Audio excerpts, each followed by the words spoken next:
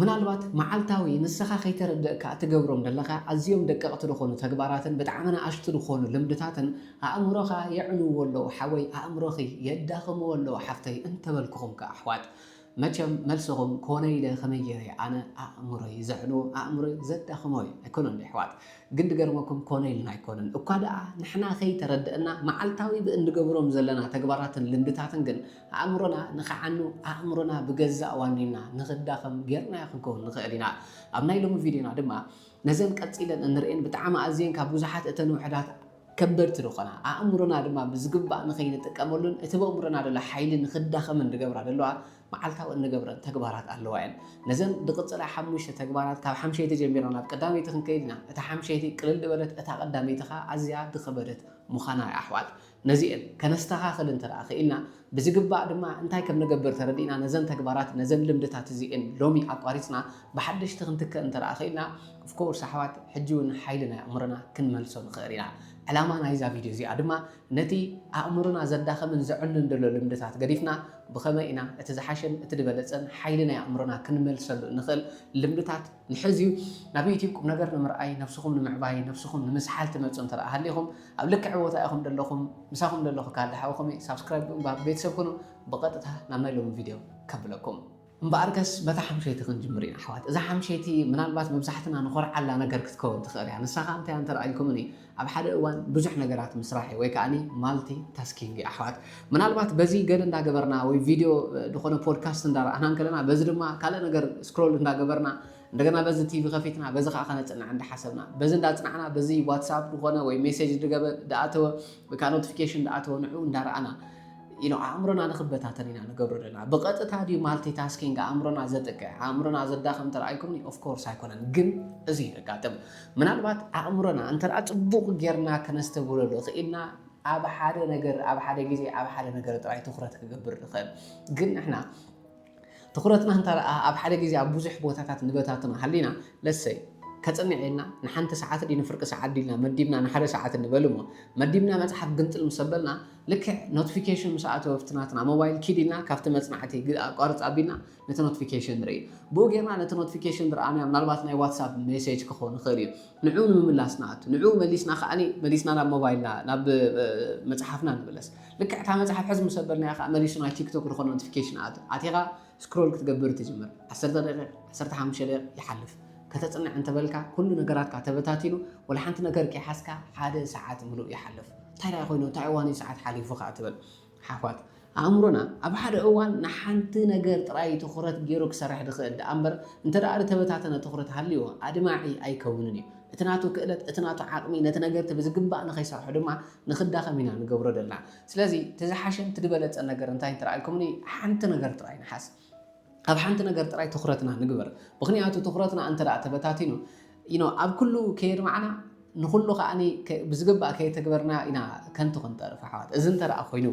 ከነስተኻኽሎ ዘለና ነገር ድማ ኣሕዋት ፕሊስ እስኪ ድሓን ብብዙሕ ደቃይቕ ብብዙሕ ሰዓታት ገለ ኣይንጀምርና 30 ደቂቕ ትኸውን ነዛ ነገር እዚኣ ንኣብነት ተደኣ ቪድዮ ትሪኢ ሃለይኹም ናይ ዩቲብ ድብ ተመሃርሉ ዝኾነ ቪድዮ ጀስት ንዕኡ ጥራይ ተዓዝብዎ ኢኹም ካልእ ነገራት ጀስት ዕፅዋ ብልዎም ኢኹም ምናልባት ዝኾነ ኖቲፊኬሽን ዳኣተወ ድርብሸኩም ተረኣ ሃሊ ነቲ ኖቲፊኬሽን ተርና ኦፍ ግበርዎ ኢኹም ኣገዳሲ ንዝኾነ ነገራት ጥራይ ብዝግባእ ተጠቅሙሉ ኢኹም ሓደራኹም ኣሕዋት እዛ ነገር እዚኣ እንተስታ ኣስተኻኺልና ትኩረትና ንሓደ ነገር ንምግባር እንተደኣ ንኣእምሮና ከነለማምሮ ክኢልና ኩሉ ነገር እውን ብልምምድ ስለ ዝመፅእ ኦቨርናይት ድኾነ ሞንክ ወይ ድኾነ ዓይነት ካብ ሓደ ናብ ሓደ ነገር ደይነጥር ሰብ ኣይኮንና ክንከውን ወይ ከዓ ልክዕ ከምዞም ሞንክ ኣለዎ ሓቀይ ሙሉእ ሰላም ደሎ ርግኣት ደለዎም ከምኦም ኣይኮንና ክንከውን ግን እንታይ ደኣ መዓልታዊ ምልማድ እዩ ንነብስና ሎሚ እንተደኣ ነፅንዕ ሓሊና ድኾነ መፅሓፍ ሒዝና ሃሊና 30 ደቂቕ ካብታ መፅሓፍ ወፃእ ካልእ ነገር ኣይገብርን እየ ንበል ወይ ድኾነ ዓይነት ስራሕ እንተደኣ ሒዝኩም ሃሊኹም ኖቲፊኬሽን ይምፃእ ድኾነ ኣገዳሲ እንተዘይኮይኑ ትፅበይዎ ድኾነ ነገር ተዘይሃልዩ ጀስት ፕሌስ ኣሕዋት ሞባይልኩም ሳይለንት ጌርኩም ነታ ነገር እቲኣ ብዝግባእ እስኪ ብትኩረት ኣተግብርዎ ኢኹም እንዲ ይውልሰይ ኣእምሮኹም ማዕረ ክንደይ ትኩረት ገይሩ ተናይ ምርሳዕ ይኹን ተናይ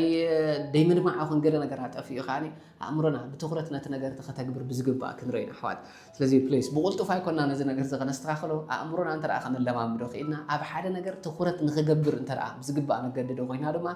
እዚኣ ሓይሊ ናይ ኣእምሮና ክትመልስ ትኽእልን ኣእምሮና ድማ ተዳኸም ዝነበትር ነገራ ነዚኣ ነስተኻኽላ ናፍታ ራብዐይቲ ከብለኩም إذا رابعي تخاء أحوات أبزق وانزي نقول سب تتقعد لا عبنا إشتي كيبلة ما بزقب أن نخلاتنا عمرنا تصبق غيرنا نخيل تكمل نخنا داخل ما تكبر دلا أحوات نسادنا دم دخون سكرولينج وكأن صغير كا بزا فكر سكرول مقبار وكأن صغير على الهواء تويل كا سكرول مقبار تويل كا جس صغير كا تراي سكرول مقبار أحوات ترى هو يكون سكنا برنا بنقول لك أخي تسئل كا وكارا جت كا خي تحت أبكا أبعرات كا خون كا جناب كبرت كا خون كا أخا سكرول مقبار تجمر موبايل كاس حبابيل كا جست نامت يا خات أتنا بس تيك توك تأتو أب تيك توك أتيخا مجمرة أتو كتبلن كلها دمت ألكا أنت إنت رأيكم نيجلا كتري أزاي لبركة بنوجو ديسمبر تراجيدي مات ديسمبر دخونا حرقة دخونا حما أنا قرر مات ماليسكا أنت قد ألكا دخونا بوليتيكاي مات ماليسكا أنت بالكا من البات عدي زقات أمدلو قال شجرات نسون يمات نعوب مرأيكا نزنا جرزي بسقبا وين حناس بمبالكا مفتحتها كم تمثل كأني أوريلو من أبوزيوم ماليسكا سكرول تكبر أنت خدكا دخونا كباغا زحاشة هي قد نبر دلو سب جيرو دلو خداونتي وي دخونا عين نبرو دلو نقرات وي جمورة بيزنس قالتري وي نحنا معاشينا ودا يزي بيزنس تخن جمورة أناس تكتب تجمر بزح نقرات خاص سكرول تكبر ناتكا هيوت جنا بنوجو صلوتن مسجانا غيركا خيجمر كيا قرصخا كيبلعكا نايو حقي اتنسخا ترلي عينت وعلو كما كم دمسل بزقبا نسخا خير اخيخا ناي كارو سبات هيوت حيسكا اخد تسع احوات رايكو ياخم تقرمي خبزو وانزي عبي بلو نشتو كل سب دغبرا دله ነገር ያዚ አخاني ሞድማ አእምሮና ንጎ ልክ አخንተስ እንከለና ተሐዲሱ ስለዝትስ ሽዑ ሰዓት ኃይልልና ሽዑ ሰዓት ናብ ጸሎት ሽዑ ሰዓት ናብ ምስጋና ሽዑ ሰዓት ኮነይልና ኸፊልና ነቶም ሕልምታትና ከመይ ከም ድመስሉ ንዕኦም ንምትግባር ታኽንገብር ኣለና ተጽሕፎ ንኽእልና ኸፊልና መዓልትና ብጸሎት ምስጋና ክንጅምሮ ንኽእልና ግን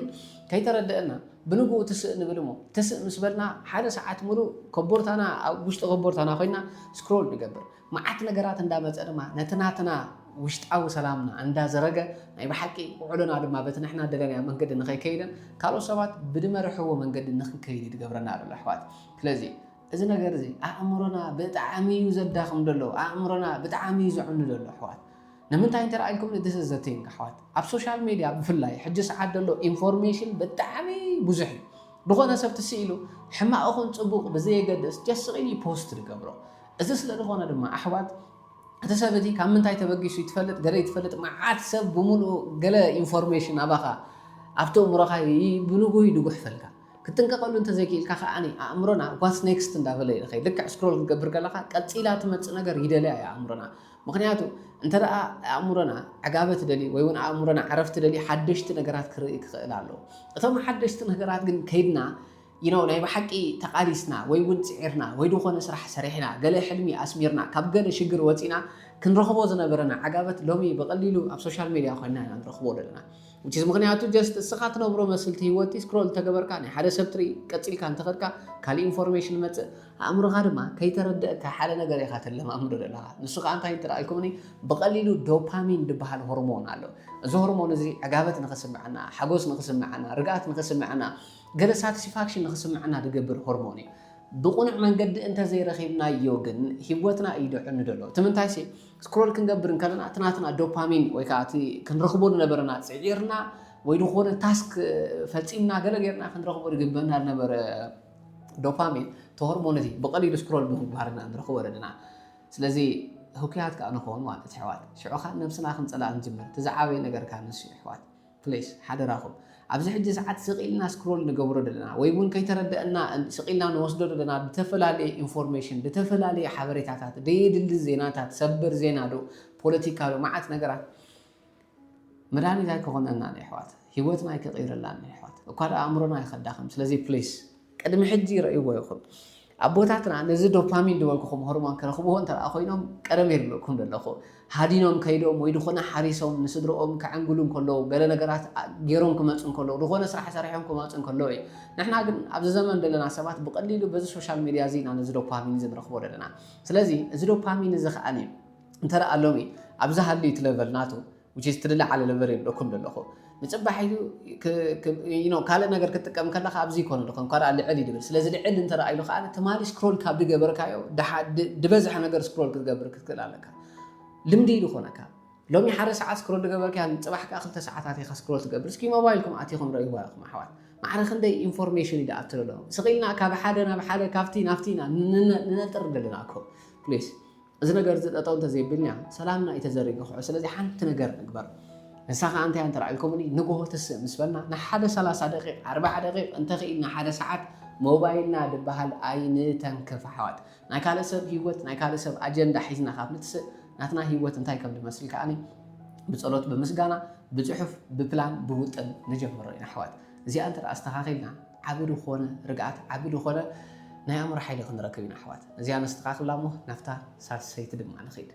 إذا سال سيتدم مع مزاق قديمنا خن بلاد أن حت خير كوينا زي أجن أنت أنت رأيكمني تراي سقي كام مقبل أمبر حدش نجر كريه ده مقبار ببزحي information نابو مرخا عند أتها جند ما حنت نجر زي تجبر أنت أهليها أتي دحسك information نامرخا تكات أمبر نايب حكي نعاها عرفتي أي كونني سلازي انتينا كونسيم نقبر لنا ببزحي نريو فيديو تعالو موتيفيشنال فيديو تري كيف كاب زعبا بيزنس تري كيف كاب زعبا كوميونيكيشن تري كيف كاب زعبا فيتنس تري معات نجرات زوم فيديو تعتزيهم كتريهم كلها تراي كونسيم تقبل تراي سقيك تقبل انت أهلها أمرها ونحجي تداهم ما يخلقها لمن تاين ترى الكمني انت كافتا دتمهركا كافتا دنبوكا كافتا در أخايا كافتا دتمهركا نجر حنت نجر دي تقبر انت أهلها أمرها معات نجارات نخدش عنه لأمبر أبتجبار حنت نجار نخيو عليها تجورون للأخا سلازي حبات اسكين نفسنا نحتتنا أنت عيق يرد له نزل تمرتز بمهاري نزي وسيديو له فيديو زي نزي فيديو زي بمرأي نزل مزحف زي بمنبابي نزي دخونا عينة أدفايس دخونا عينة مخر بمسمع زي أنت عيق يرد له نايب حق كافت دتبهله كابز مزحف زي دنبو كونجر أبتجبار لو على كونجر علودي يلا مخنيعته نزخ نقبر انت زي كيلنا أمرنا سقيل تراي كخزن أمر يفتر يكونن له انت زي فتيرنا أبتكبر انت أما على دينو علو خينا خاني أمرنا نشكعينا لنا محر مفلات ناسي محر هيوتنا تغير كوين تراي نسمعنا هيوتنا تغير انت لا خوينا قلنا تكبر سباق كنكل علينا انت زي خوينا قلنا من البعض ناي personal development ويكان زي حجز له ناي والقاوي عبيت وين قلاو عبيت نولو industry سبون أبو كنتفن كله حدا ليس رح له من قد انت راح لي أزيد تسأجن خون دخل مخنياته نفتكبر أيو علوني نفتكبر أكن دمو على كل نجارات راي كونسيوم من داعي برك بحد فيديو نبحد فيديو بزعبة بيزنس انت رأيها بقى اسكي بيزنس المجمار قال نجارات جبريها بزعبة قال كوميونيكيشن سكيل ترى انت رأ قال فيديو دي خاريها وين مسحاب دي خام بيبقى وين خونه تمرت ريخا انت أو سيدك اسكي كاب أصلا يشتي نجار نفسها challenge جبرا كيف أبزي متشو بوتاعي كام زدو خونه سبتفعل تراخ كوميونيكيت جبر جمريها سلزي فليش حوات قال بزعبة ديسيبلين ترى أنا ما رالينا اسكي let's try to get discipline بقى discipline ما حاجة توصل نجار كنجبر نفتنينا انت زي كوي نقول انت لا exercise دي نجبره خينا انت لا أنا بتجبر زي نوع خينا انت لا أبز جبا نزوم نحسبهم زلنا نجارات نجبرهم ده هالينا أكن ده فترنا عندها نسمع نخيل وكلا نتنا حزنا نجار بزي مجبرنا نفسنا عند خلنا ناينا خنكيل زي أدم نستخاف الله يعني حوات just زي أنا مستخاف كنجبر هذا لنا أنت تبغى تحق لأن سانت 1 to 1 رول تبهال 1 to 1 رول مارت كافت كل ده مهارنا نجار حنت تراي نفسدمو نتحنت نجار كأني نفتكبر نام على نوع علينا زي أخاني كابسقينا فلت نخزنا يبقى حق تدفرتنا نجار نفتكبر وعينا لو تي نخنا متزر كتحجزنا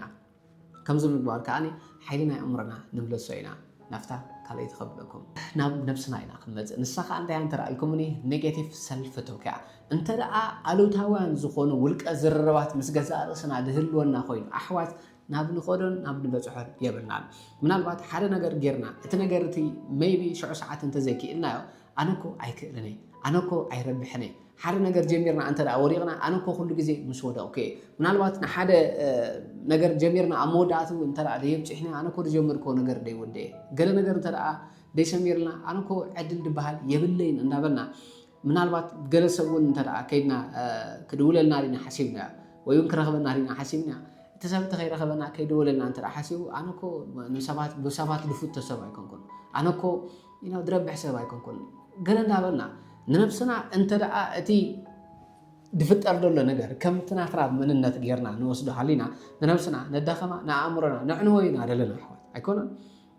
انتهينا خلنا نوعل نفسنا سكين نفسهم انت خطولوا يا أخوم توعلوا which is قال نيجاتيف دخونا سلف توبيك يعني على طبعا دخونا ولك زر باسي نفسنا كنبلا نوعله علو يمجس ምክንያቱ ንሓደ ነገር እንተደይ ሰሚረልና እንተደይ ጌርና ምናልባት ኣብቲ እዋነቲ ገለ ድጎደደልና ፍልጠት ስለደሉ ዳ እምበር ንሕና ደይንኽእል ንሕና ደይንረብሕ ወይ ከዓ ንሕና ነቲ ነገርቲ ከነተግብር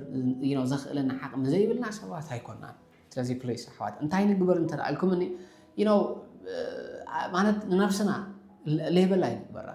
ገለ ነገር ኣይንለጥፈላ ኢና ኣነ ከምዚ ኣይንበል ኢና ጥራይ ሓደ ነገር ሓደ ፌይልየር እንተደኣ ኣጋጢምና ወይ ዝኾነ ዓይነት ውድቀት ሓደ ነገር ጀሚርና እንተደኣ ወዲቕና ዲ ወይ እቲ ነገርቲ ኣይተግበርናያ እንዲ እዚ ነገር እዚ ንምንታይ እዩ ወዲቐሉ እንታይ ስለ ክመሃር ደለኒ እንታይ ጎዲለኒ ኢልና ንነፍስና ጥራይ ንሕተት ኢና ስለዚ እንታይ እዩ ተደጋጥመና ደለ ነገር ምስናትና አይደንቲቲ ወይ ከዓ ምስናትና መንነት ኣይናሓዋውሶ ኢና ምክንያቱ ኣብ ህይወት እየ ዝበልናዮ ነገር ወይ ከዓ ኮይናዮ ዘለና ሒዝናዮ ዘለና እየ ንብሎ ዘለና መንነት ንሱ ኢና ክንረክብ ስለዚ ፍሉይ ኣሕዋት እታ ብውሽጢ ምስ ገዛእ ርእስና ኮይና ተዘራሪብና እንፈጥራ ደለና ዓለም እያ ከዓኒ ኣብታ ደጋዊት ዓለም ወይ ካብታ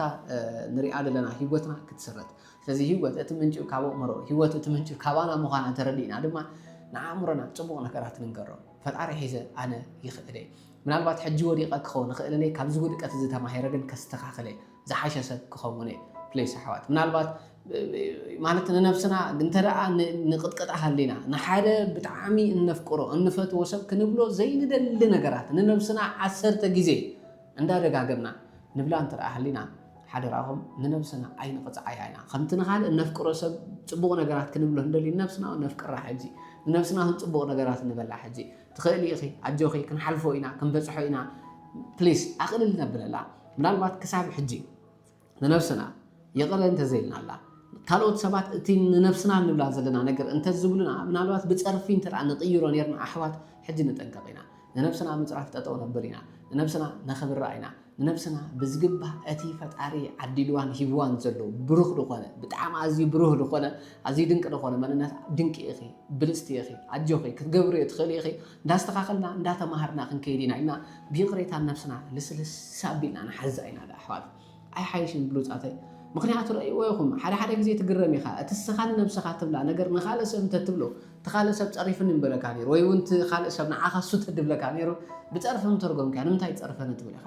ከዚ ሎሚ ድማ ንነብስና ምጥራፍ ጠጠው ነብል ኢና ኣሕዋት እዚኣ ክንገብር ትረኣ ክኢልና ኦፍኮርስ ነዚ ውሳነ እዚ ክንውስን ትረኣ ክኢልና ከዓኒ ኩላትና ናብ ድሓሽን ናብ ድበለፀ ነገር ክንጓዓዝን ክንከይድን ንኽእል ኢና ኣሕዋት ስለዚ ፕሌስ ኣብዚኣ እንታይ ንግበር መጀመርያ ንነብስና ንተዓዘባ እንታይ ክንብል ኢና ንነብስና ንረኽባ ኣለና መይቢ ንነብሰይ ኣነ ብንጉ ደይተሳእኩ ክኸውን ንኽእል እየ ግን ብንጉ ስለ ደይተሳእኩ ኣነ በቃ ብንጉ ደይትስእ ኣብ ቃሉ ደይርከብ ስቂሉ ማለት ደይረብሕ ገለ ኣይኮይነ ይኮንኩን ግን ንሱ ኢኻ ትብላ በቃ ንኣእምሮኻ ምክንያቱ ብንጉ ክትስእ ትብል እሞ ኣእምሮኻ እንታይ ይብለካ ክሕልወካ ጅምራ ያይ ድሓን 5 ደቂቕ ደቅስ ይብለካ መሊስካ ምስ ተሳእካ ከዓኒ ትስእ ምስ በልካ ከዓ ኣርፊድካ ክትስኢኻ ኣርፊድካ ምስ ተሳእካ ከዓ ንኣንታ ብንጉ ደይትስእስከ ብንጉ ደይትስእስከ ስቂልካ ኮኢኻ ንስኻ ስብለካ ስለዚ ፕሌስ ከምኣ ክብለና እንከሎ ድሓን ከስተኻኽል ካብ ሎሚ ጀሚሮ ኩሉ ነገር ከስተኻኽሉ እየ ምናልባት ንነብስኹም ክላ ኣነ እኮ በቃ ስቂለ ፕሌስ ደይረብሕ ክትብሉ ክትጅምሩ ከለኹም ኣብ ኣፍኩም ሕዝ ኣብልዎ ኢኹም ኖ ነብሰይ እንታይ ይብል ኣለኹ ጥንቀቕባ ንበል እየ ልብሎ ክሪ ኣለኹ ነገር ከም ምዃን ከይተርፍኒ እንዳበልና ነብስና እንታይ ተዓዝርናኻ እንዳስተኻኸልንያ ንኽእል እዚኣ እንተረኣይና ናብታ ናይ መወዳእታ ነዞም ኩለን 4 ነገራት ጠቕሊላ ትሕዝ ቀዳመይቲ ከብለኩም ኣብ መወዳእታ እምበር ናብታ ኣዝያ ውሳኔ ድኾነት ቀዳመይቲ ነገር በፂሕና ኣለና እዚኣ እንተደኣ ዘስተኻኺልና ድማ ኣሕዋት ነተን 4 ነገራት እውን ተዕንወና ስለዚ እዛ ነገር እዚኣ ምስተኻኻልናኻ ግዴታ ክኸውን እዩ ማለት ይሕዋት ንሳ ድማ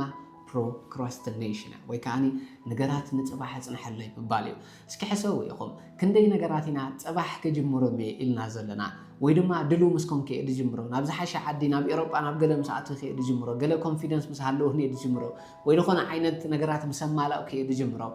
መቸስ ገለ ነገራት ፅንሐለይ እዚ ስለዘይብለይ ከምዚ ስለዘይኮነ እዚ ስለዘይኮነ እንዳበልና ንፅባሕ ፅንሐለይ ንብሎም ብዙሓት ነገራት ክህሉ ይኽእሉ ኾኑ እዮም ተዝገርም ነገር ከዓ እዚ ኣሕዋት ምናልባት ነገራት ንፅባሕ ፅንሐለይ ንዝብል ሰብ ህኩይ ጌርና ክንወስዶ ንኽእል ኢና ህኩይ ኮይኑ ግን ኣይኮነን ግን ድማ እንታይ እዩ እንተልዓልኩም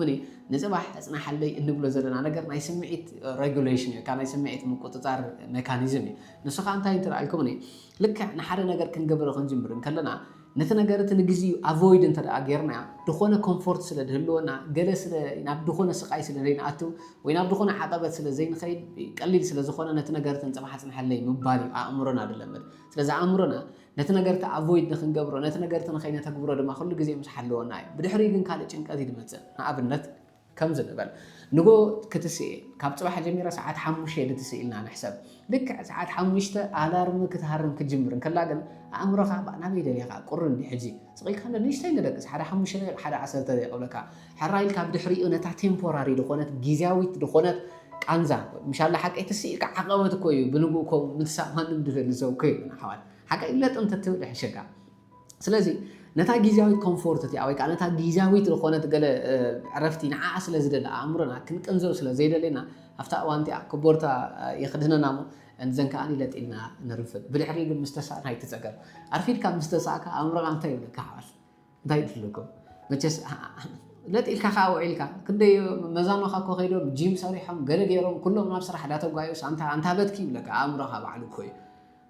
ኣይገርምን ኣሕዋል ግን ኣብቲ መጀመርያ ነቲ ነገርቲ ኮ ከይትገብሮ ኮ ባዕሉ ኮ ይሓሊካ ነይሩ ኣቮይድ ኮ ጌርካ ኣለካ ኣሕዋት ህኩይ ስለ ዝኾንካ ኮ ይኮነን ግን እታ ጊዜያዊት ዝኾነ ቴምፖራሪ ዝኾነት ዕረፍቲ ስለ ትደልያ ነቲ ቃንዛት ኣቮይድ ኢኻ ትገብሮ ነቲ ብንጉኡ ምትሳእ ማለት እዩ ንኻልኦት ልምድታትካ ከምኡ እዩ ኣሕዋት ስለዚ ልክዕ ንዓ ኣቮይድ ምስ ገበርካ ብድሕሪኻ ካልእ ስትረስ ይድመፅእ ካልእ ዓይነት ጭንቀት ይድመፅእ ንምንታይ እዚ ነገር ዘይገበርኩ ኢኻ ንምንታይ በቃ እንታይ መዓት ይወደ እንዳበልካ ኢኻ ትቕፅል እንደገና ነታ ቀፂላ ትመፅእ ጭንቀትካ ስለ ዘይደልያ ኣእምሮኻ ንባዕልሁን ሎሚ ሰዓት ኢና 5 ክትስእ ድግበካ 7 ተሲእካ እንተ ዳርካ ንፅባሒቱኻ ሰዓት 8 ንኽትስእ ዝገብረካ ምክንያቱ እታ ሰዓት 7 ተሲእካ እንታይ መዓት ይወደይ ብንጉኡ ደይ ትስእ ድበልካ ስምዒት ካብኣ ክሕልወካ ይደሊ ስለዚ ኩሉ ግዜ ፕሮክራስቲኔት እንዳገበርካ ኩሉ ግዜ ነገራት ጽናሓለይ እንዳበልካ ከዓኒ ህኩይ ኮይኑ ስለ ዝስምዓካ ነቶም ናይ ትማል ልምድታትካ ሒዝካ ትቕፅል ነው ስለ ዘለኻ በዚ መንገዲ እዚ ንኽትከይድ ይገብረካ ስለዚ ህኩይ ኮንካ ኣይኮነን ወይ እውን ህኩያት ኮይና ኣይኮን ኣሕዋት እንታይ ደኣ ትማል ዝነበሩ ልምድታት ንዕኦም ሒዝና ሓድሽ ህይወት ክንፈጥር ንሓስብ ስለ ዘለና ጥራይ ኣሕዋት ስለዚ ፕሊስ ነዛ ነገር እዚኣ ነስተኻኸላ ብከቢድ ብዓብ ነገር ኣይንጀምር ኢና ጀስት እንታይ ጥራይ ንሓደ ነገር ምናልባት ኢፍ ድብል ነገር ንወስኸሉ እስኪ ፅባሕ ንግሆ ሰዓት 7 እንተተስኤ ሰዓት 7 እንተተስኤ 20 ደቂቕ ከፅንዐ ንኣብነት ወይ ከዓ ዝኾነ ፅባሕ ንግሆ እንተ ደኣ ሞባይለይ ወይ ኣብ ዝኾነ እዋን ንግሆ ትስእ ምስ በልኩ ሞባይለይ እንተ ደኣ ሒዘ እንተ እንድብል ነገር ንወስኸሉ ኢና እንተ ደኣ ሒዘ ሞባይለይ 10 ሰዓት ከቐምጣ እየ ንበል ኣሕዋት